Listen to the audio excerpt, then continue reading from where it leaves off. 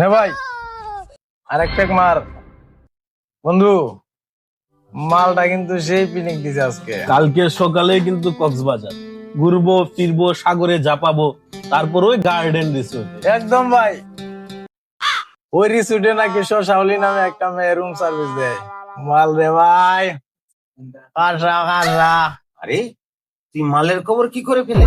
পাইছি রে ভাই। আমার মামুর ঘরের ভাই শ্রাবণ কয়দিন আগে ওই রিসোর্টে গেছিল। আমারও কইছে ওই শাওলি যখন সানিয়া রুমে ঢুকে নানি, শাওলির চুকের দিকে তাকালই হৃদয়টা গল্লা যায় রে ভাই ভাই। ভাই ওই শাওলির রুমটা আমার নামে বুক কর, ওই রুমে আমার থাকা লাগবো ভাই। আরে টাকা দিব আমি, পয়সা দিব আমি, আর মস্তি করবে তোরা।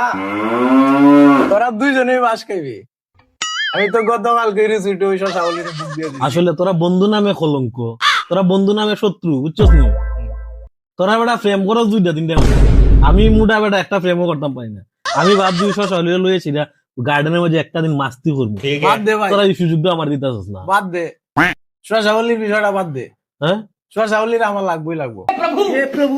আরে বেটা আগে ফোন দিয়ে দেখতো এই শশাওলি আছে কিনা। দে তো ভাই, সত্যি বলছিস ভাই? ফোনটা দে ভাই। তার একটা ফোন দিয়ে দিবি। এটা কি গার্ডেন রিসোর্ট?